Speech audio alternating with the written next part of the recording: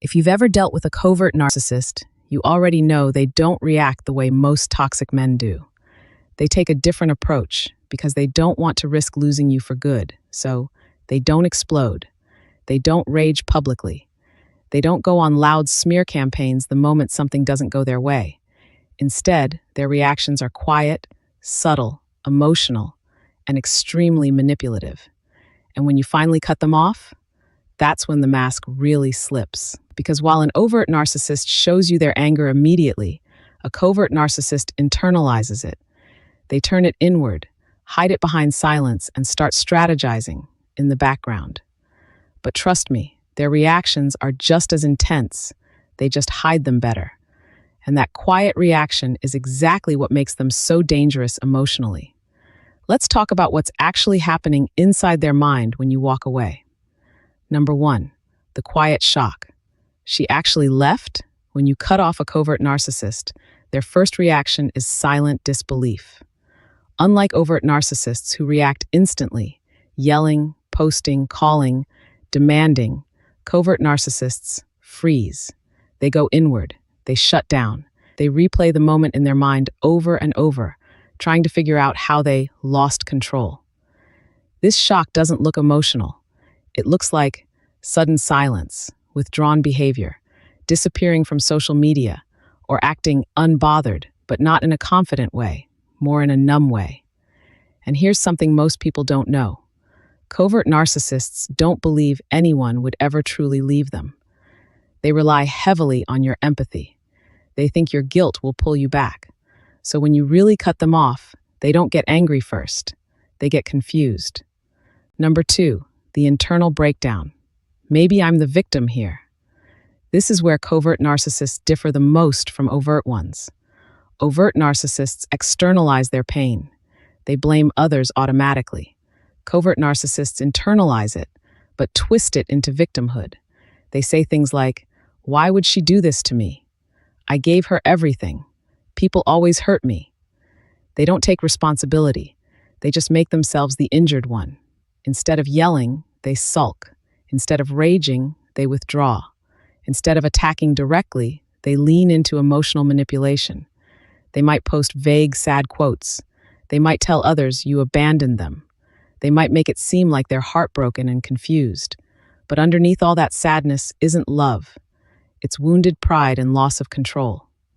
Number 3, the guilt trap phase. If I can't control her, I'll guilt her.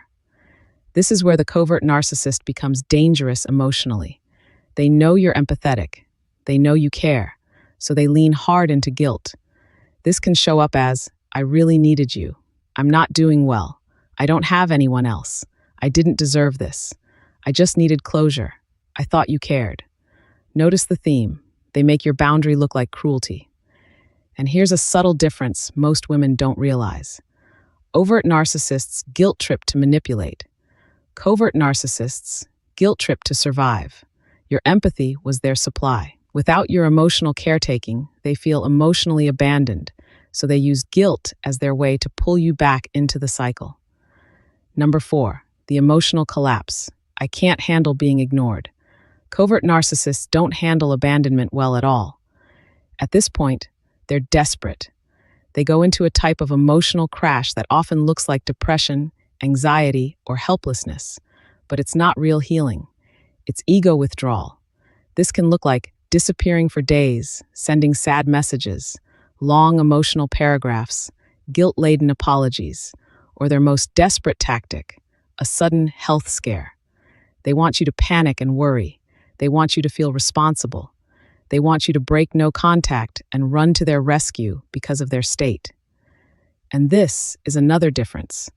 Overt narcissists get angry when you leave, but covert narcissists, they get desperate. They want your pity. They want your comfort. They want to pull you back into the emotional caretaker role. Number 5, the blame shift. Actually, she's the problem. Once the guilt stops working and they see you're not returning, the covert narcissist rewrites the story, but they do it quietly. Unlike overt narcissists who smear loudly, covert narcissists smear subtly. They say things like, "She changed. She wasn't who I thought she was. She stopped caring about me. She left me when I was going through so much. They never accuse you outright. They just gently plant seeds that make it look like you were the cold one, and they were the heartbroken one. This protects their ego without making them look like the bad guy.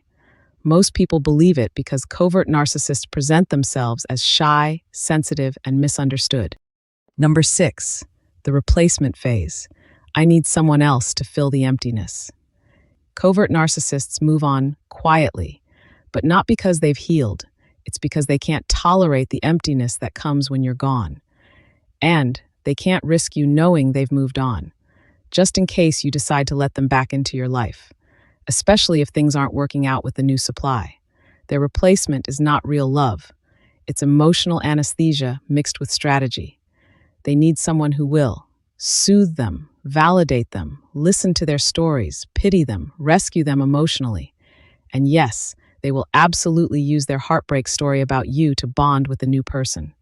This is mainly how they secure the next supply. Number 7, the forbidden thought. What if she never comes back? Eventually, the covert narcissist hits the point all narcissists hit, the fear of being permanently irrelevant to a woman who finally woke up. This is their deepest fear. Covert narcissists don't say it out loud, but internally they're thinking, did I lose her for good? Is she talking to someone else? What if she replaces me? What if I'm the problem? Briefly, how do I fix my image? They might check your social media from fake accounts. They might watch your stories in silence. They might stalk your life in the background. Covert narcissists don't react loudly, but trust me, they react deeply. Number 8, the Hoover attempt. I wonder if she still cares. Their Hoover attempts are different from overt narcissists. Overt narcissists come back boldly. Covert narcissists come back softly. They might send something like, I hope you're okay. I've been thinking about you. I'm sorry, I messed up. I'm here if you ever want to talk. I heard you weren't doing well. I just wanted closure. They use vulnerability, tears, emotional honesty, sadness, or helplessness. But none of it comes from accountability. It comes from needing your emotional supply again. Number 9, they don't give up easily. Here's something a lot of women don't realize. Covert narcissists don't just walk away. Even when they go quiet, even when it seems like they've moved on, they're still paying attention. And just when you think they're done, they'll come back with another tactic, another angle, or another strategy to try and pull you back in. They study what worked before, what triggered you, and what made you soften. And they'll try again when you least expect it. And that's why staying firm and no contact is so important, because their silence doesn't mean they're finished. It usually means they're planning their next move. So what are the brief differences between the two? Overt narcissists are more dominant, and they want to punish you for leaving. Covert narcissists are more subtle, and they want to guilt you into taking them back. Overt narcissists give up quickly when their tactics fail. Covert narcissists don't. They quietly wait, watch, and return with a new strategy when you least expect it. If this message resonated with you, don't forget to like and subscribe. This channel is a space for women healing from toxic and narcissistic relationships, a place to learn how to protect your peace without losing your heart.